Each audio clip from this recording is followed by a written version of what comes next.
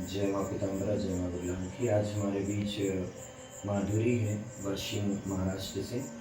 और बहुत सारे भक्त लोग साधना से संबंधित प्रश्नों में बहुत भ्रमित भी हो जाते हैं। तो मैं माधुरी को कुछ क्रिया बता रहा हूँ कि जो हमारे जो बगलामुखी की परिवार से जो साधक दीक्षा लिए हैं वो साधना कैसे करेंगे। तो उसी बीच साधना कैसे करना है, हमें सबसे पहले तो एक दिया जो ज्योति है, इस ज्योति को प्रकट करना है। और इस ज्योति में हमें ध्यान करना है कि हे बगलामुखी माँ, हे पीताम्बरा माता, आप इसी रूप में प्रकट हुई हो। आपका ये जो स्वरूप है ये साकार है कि मूर्ति के रूप में हम आपको तस्वीर के रूप में ध्यान कर रहे हैं, लेकिन आप निराकार रूप में कैसे प्रकट होंगे। कोई कहता है कि आप पेड़ के अंदर हो, कोई कहता है कि आप दीवार के अंदर हो, कोई कहता है कि आप आसमान में भी हो, हर जगह आप नदी में हो, हर जगह हो। तो हर जगह व्याप्त है, माँ भगवती हर जगह व्याप्त है, कण कण में बसी है माता रानी। तो इसको कैसे हम प्रसन्न करेंगे, कैसे देखेंगे। तो रीढ़ की हड्डी को सीधी कर देंगे। हाँ ठीक है। अब माला को इस हाथ में राइट हैंड में पकड़ते हुए हृदय के पास रखो ऐसे। हाँ ऐसा हृदय के पास ही रखा आपने। और इस मुद्रा को ऐसा करो। ये हमने ज्ञान मुद्रा में बैठ गए। माला हमारी यहाँ हृदय के पास रख ली हमने। और हमारा जो रीढ़ की हड्डी है सीधी है, और इस रीढ़ की हड्डी को सीधे करते हुए अब आप इस ज्योति की ओर दृष्टि डालो। यहाँ पे जो नीचे ज्योति जल रही है, और इस ज्योति में आप मात्र आपकी जो आंखें हैं उसको 5 से 10% खोलो और उसमें चिंतन करो और बोलिए ओम ह्रीं बगलामुखी दिव्ये नमः। बोलो ओम ह्रीं बगलामुखी दिव्ये नमः, दिव्ये नमः। ओम ह्रीं बगलामुखी दिव्ये नमः। तो माला का मणि बदलते चलो। ओम ह्रीं बगलामुखी दिव्ये नमः। ओम ह्रीं श्रीं क्लीं बगलामुखी दिव्ये नमः। एक बार में एक मंत्र में एक ही मणि पलटे। ओम ह्रीं श्रीं क्लीं बगलामुखी दिव्ये नमः। हाँ एक मणि बढ़ावा के ओम ह्रीं श्रीं क्लीं बगलामुखी दिव्ये नमः। आप ये जो कर रहे हो वो त्राटक कर रहे हो, और इस मंत्र जाप करते करते आपको उसमें ही माता रानी की छवि का ध्यान करना है। किस छवि का ध्यान करना है?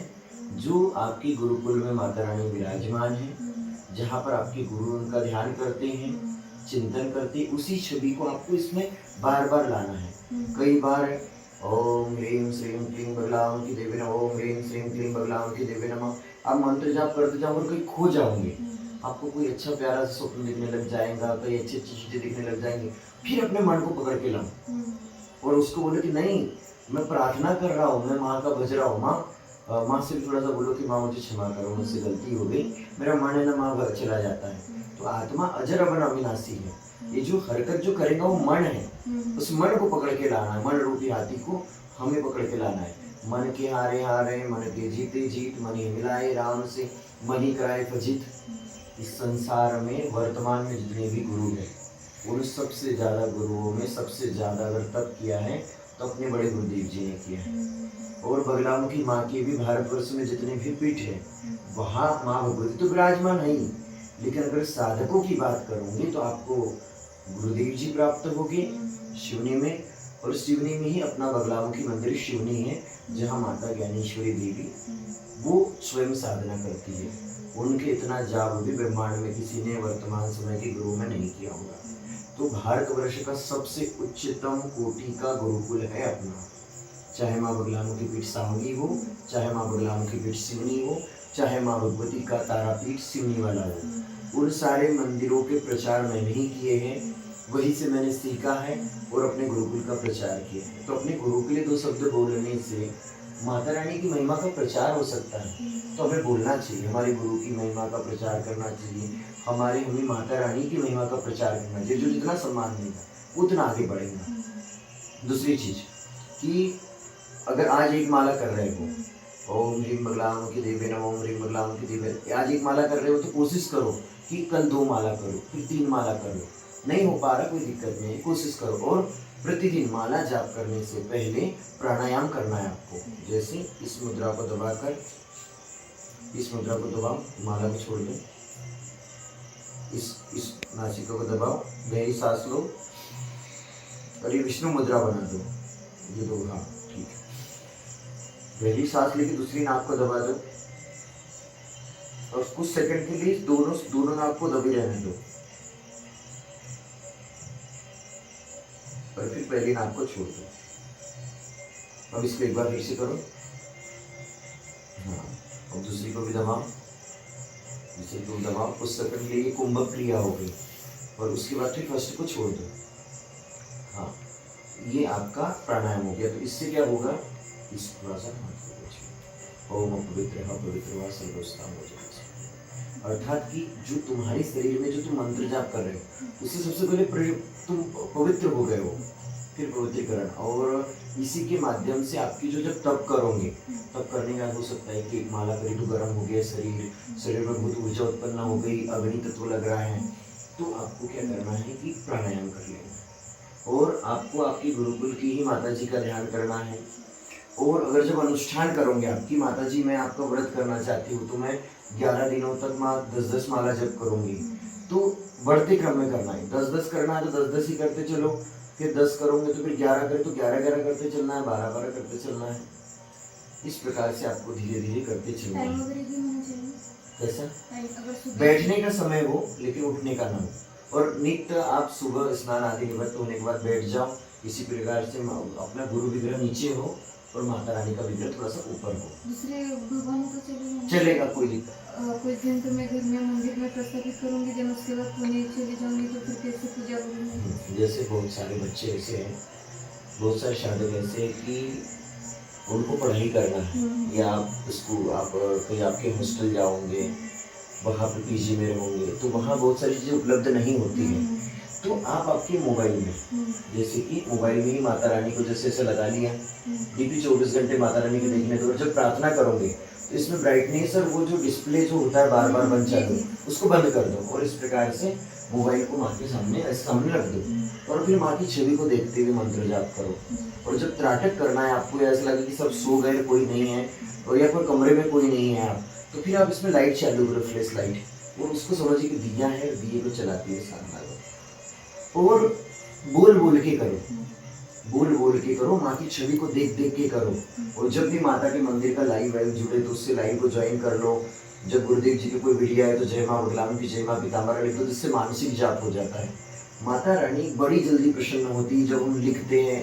जब आपको कोई मंत्र याद ना लिख के देखो ना, 2-3 बार में लिख के सब खत्म हो जाएगा। और कोई प्रश्न करो आपका जी। क्या जरूरी है कि हम माला का चैंटिंग बढ़ाए जल्द से जल्द? एक महीना हम एक माला कर सकते हैं? एक महीना मंत्र पाठ में एक ही करें? जी जी। नहीं, ऐसा नहीं है। अगर आपको लग रहा है कि मंत्र में शुद्धि हो गई है, गुरुदेव आपको बोल रहे कि नहीं आप अच्छा मंत्र कर रहे हो, तो 2 माला करो, 3 माला करो, कोशिश करते चलो। और गुरु से बार बार चेक करवाते रहो कि गुरु जी एक बार मेरे मंत्र को चेक कर लो, जो कमी है मुझे बताओ। जैसे स्कूटी चलाना सीखा है आपने, लेकिन वो कोई चेक करके आपको बताएंगे ना कि नहीं आप सही चला रहे हो, आप चलाओ, तो आप ज़्यादा भी कर सकते हो। और दूसरी चीज़ कि हमारे घर परिवार में माता बहनों की जो समस्या होती है मासिक धर्म की, तो मासिक धर्म में कोई 3 दिनों का करता है, कोई 4 दिनों, आप कितने दिनों का कर लेंगे? 5 दिनों का, 6 दिनों का, सब हमारे सामान्य परिवार में होता है। तो जिस समय हम मासिक धर्म में होते हैं तो उस समय हमको क्या करना है कि हमारा जो पूजा का स्थान है, उस पूजा के स्थान पर नहीं बैठना है हमें, वह दिया लगा के प्रज्वलित होकर नहीं करना है। लेकिन आप जहाँ भी हो माता रानी का चिंतन धीरे धीरे बोल के मन में चलते रहो।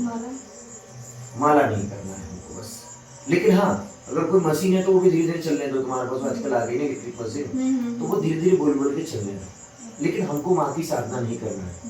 इसके लिए मैं कहता हूँ, सुनो आप सभी, मैं कह रहा हूँ कि जो माँ कामाख्या देवी है, इस जगत की माता है, जहाँ माँ सती का योनिभा गिरा है, जो आसाम गुवाहाटी में है, वहाँ पर माँ भगवती भी साल भर में 3 वर्ष के लिए मासिक धर्म में जाती है। तो बच्चे लोग क्या करते हैं कि माँ का अंदर का तो गर्भगृह बंद रहता है, लेकिन बाहर की जो परिसर की परिक्रमा करते हैं। जब माँ मासिक धर्म में होती तो बच्चे लोग साधना करते, तप करते, उनको प्रसन्न करते हैं, और फिर उसके बाद में प्रकृति हरी भरी हो जाती है हमारी। ये जो खेती बाड़ी जो बोने का जो समय है ना, ये माता जी का ही समय है। ये बिल्कुल, ये माँ ने प्रकृति पहले ही बना के रखी है, तो पूरी प्रकृति रजस्वला होती है। तो कभी भी हमें ये नहीं सोचना है कि मैं नारी हूँ, मैं रजस्वला हो गई तो मैं अपवित्र हो गई हूँ। ठीक है, माँ ने ही, भगवान शिव ने ही, देवताओं ने जो नियम बनाए उन नियमों का हमको पालन करना है। लेकिन कभी भी हमें ये नहीं सोचना है कि मैं अपवित्र हूँ तो मैं प्रार्थना नहीं कर सकती, या मुझे कोई गिल्टी फील हो, अरे माँ की बेटी हूँ, इन्हीं की तो बेटी हूँ, और ये खुद भी नारी है और मैं नारी की साधना कर रही हूँ, तो मेरा दर्द तो वो भी समझ सकती है माँ। तो प्रार्थना अपने को करना है, चिंतन हमको करना है। और देखो, जो लोग नारी के बारे में बहुत सारी चीजें बोलते हैं, वो भी नारी के कोख से ही जन्म हुआ है उनका। इन चीजों को भी अपने को समझना है। और कोई प्रश्न करो। इस माला में कितने बीट्स हैं? इस माला में 108 रुद्राक्ष है, लेकिन अपने को गणना करना है 100 की। अगर तुम 11,000 मंत्र जाप कर रहे हो या फिर 1,000 मंत्र जाप कर रहे हो, तो तुमको 100 मानकर कम से कम 10 माला आपको करना है, तो आपकी बराबर वो काउंट रहेंगी। 8 माला में ये सोचना है कि कुछ हमसे त्रुटियां हुई, भूल हुई, माँ भगवती के प्रति समर्पित है वो। इस प्रकार से ही आपको करना है। और निरंतर माता रानी की भजन कीर्तन हमको सुनना है।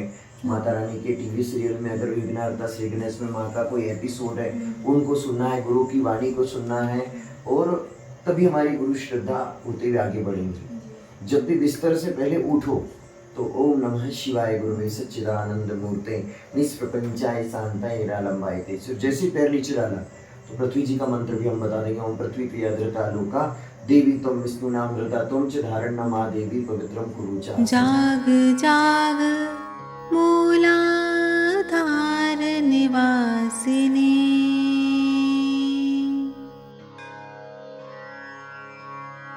जाग